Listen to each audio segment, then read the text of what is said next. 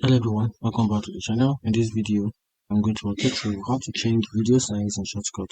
So resizing your video in Shotcut is quite straightforward, and in this video, I'm going to give you a step-to-step guide. So let's get started. So open your Shotcut, download your video file by dragging it to the timeline. Then after that, click on the video in the timeline to select it.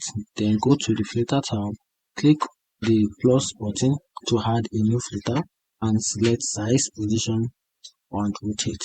And after that, in the filter panel, you will see an option to adjust the size and position of your video. You can also drag the corner of the video directly in the preview window to resize it, or you can use the numerical input field to set the exact dimension you want.